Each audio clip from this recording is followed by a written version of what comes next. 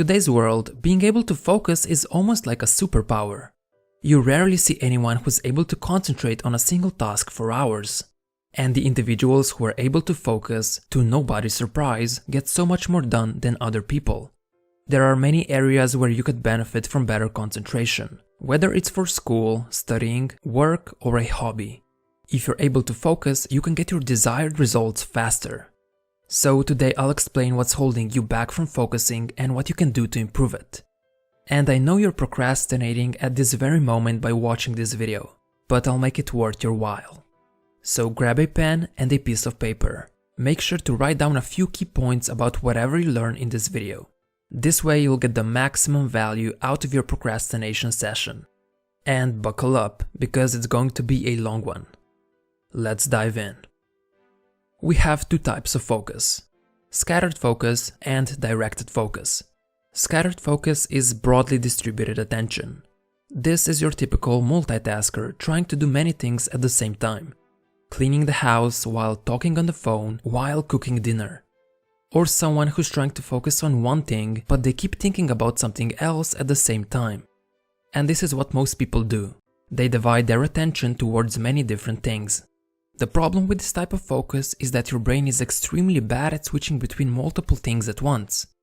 You see, when you switch from one task to another, it's not an instantaneous switch. Instead, your brain has to load the context of whatever you're doing into your working memory. When you're constantly shifting your attention from one thing to another, you're forcing your brain to load and reload context over and over.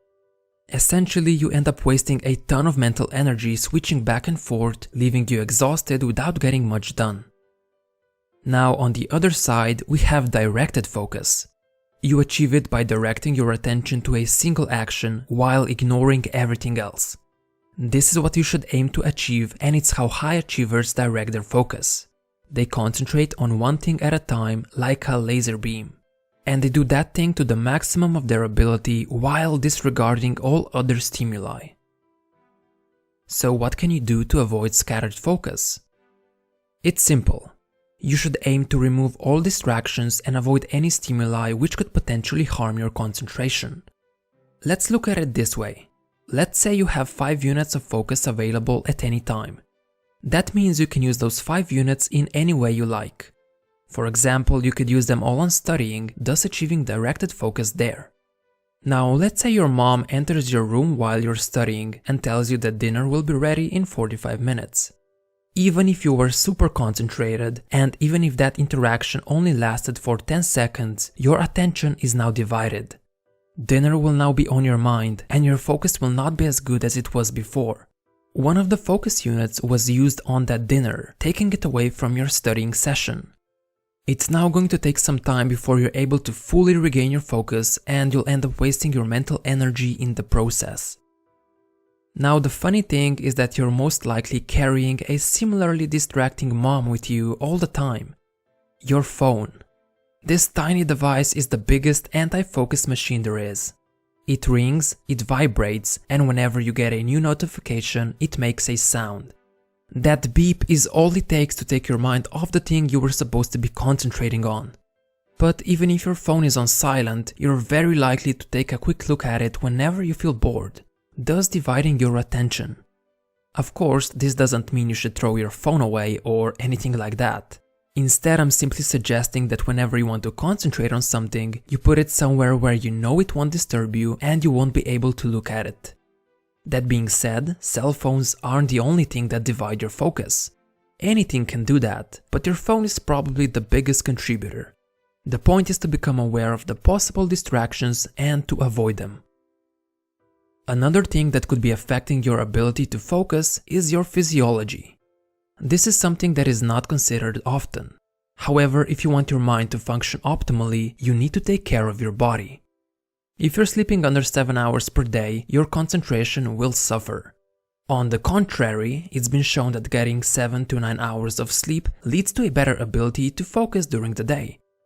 Exercise is also something that should be done on a daily basis.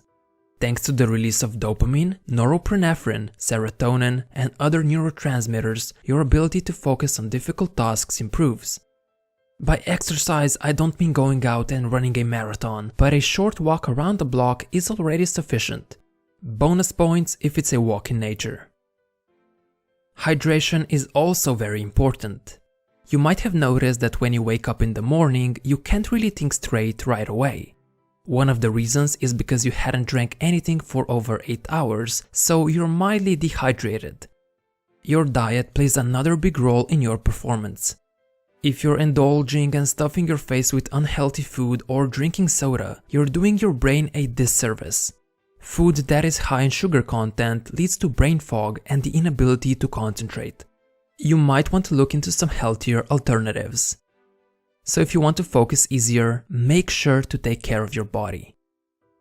Now let's take a look at how to build your focus. It should be noted that concentration is a skill. You can actually train your focus like you would train for a sport. The more you do it, the better you get at it. When you start, you might be able to focus for just 10 minutes. But when you do that day after day, your ability to concentrate will strengthen and you'll be able to do it for longer periods of time. So if you can't concentrate for hours right now, that's fine. You can train your directed focus over time. And the best way to practice your focus is to have a certain time in your day when you concentrate intensely on just one task. Basically, you want to make concentration a regular habit. A lot of us are waiting for the opportunity when everything is perfect, when we're feeling motivated, and when all the planets are aligned before we go and try to focus. But that's the wrong approach. Instead, it's way better to have a dedicated time in the day when you sit down and just concentrate on one thing for as long as you can. You then want to protect that block of time. The best time for focus is in the morning, about 1 hour after waking up. Usually that's when you're fully awake and your mind is not yet occupied with other things that require your attention. Plus, at the time you typically have no distractions and you have all your focus units ready to be distributed. This time of the day has been utilized by many historic artists, writers, and philosophers. But what about the afternoon? Well, you see, if you had a busy day, your attention has already been scattered in many different directions, and your brain is heavily stimulated. That's why it's so much easier to focus in the morning. Your brain has been resting for 8 hours after all. So if you decide in the middle of a distracted afternoon to switch your attention to a cognitively demanding task, for example studying, you'll have a hard time directing your focus. Your mind will already be occupied with other things. Such attempts will therefore frequently fail.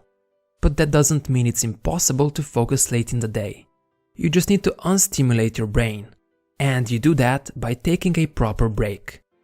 You see, it's very hard to concentrate on something for a longer period of time without getting mentally tired. And it doesn't matter if it's scattered or directed focus. Both are exhausting. That's why you need to take a break and give your mind a rest after a while. However, this is where most people slip up.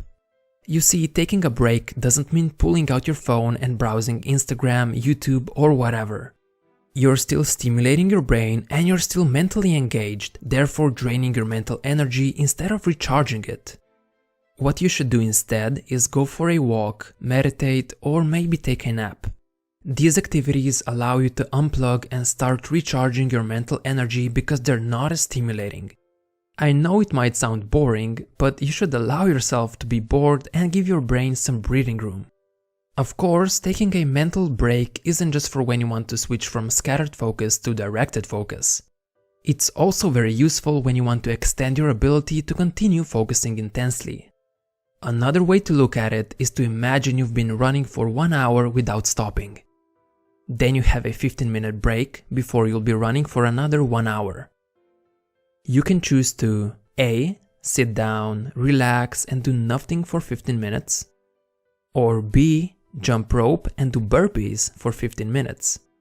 Obviously, you choose the option A as you don't want to exert yourself even more. You want to have enough energy to run for another hour after all. In this case, running is an analogy for focus. When you've been focusing for 1 hour, you don't want to add more stimulation to the mix. You'll just tire yourself out mentally if you watch TV or browse the internet. So find an activity that suits you, that's not mentally stimulating and it helps you to disconnect. Personally, my favorite thing to do is to go for a short walk. It helps me recharge mentally every time. Now, the perfect technique that ties intense focus and mental breaks together is the Pomodoro technique. I already made a video on this method, but I'll go over it quickly. It goes like this. You choose a task you want to focus on. Then you set a timer for 25 minutes and do nothing but concentrate on that task. When the timer rings, you take a 5-minute break and restart the timer. When you've completed 4 25-minute sessions, you take a longer break, usually consisting of 30 minutes. Of course, it doesn't have to be so rigid. 25 minutes of work and 5 minutes of rest are just recommendations. You can do it for however long you feel like, depending on the complexity of the task. For example, when I'm creating my videos, I usually set the timer for 45 minutes and then take a 15-minute break. So you should experiment a little and find out which combination suits you best. If you made it this far into the video, good job! Your focus is already better than most people's. Because this was a long video, I'll quickly summarize everything I just talked about. First, we have two types of focus: scattered focus and directed focus. You want to achieve directed focus while staying away from scattered. Second, the best way to avoid scattered focus is to avoid distractions. Every time something interrupts you, it takes from your focus units, and your brain has to reload the context over and over, leaving you mentally drained. Third, take care of your body. If you want your mind to function properly, you need to take care of your physical health. That means getting enough sleep, exercising regularly, keeping hydrated, and watching what you put in your mouth. Fourth, concentration is a skill. If you can't focus right now, that's fine. You can train your concentration like you would train for a sport, and over time you'll get better at it. Fifth, make focus a daily habit. Don't just wait around for motivation, instead set a time in your day when you're going to focus intensely. Mornings are the most optimal because usually there are no distractions and your brain is not yet occupied with multiple things. Sixth, unstimulate your brain. Meditate, go for a walk, or take a nap. Allow your brain to be bored and don't do anything stimulating like browsing the internet. This is especially important if you want to focus later in the day. Seventh, take regular breaks.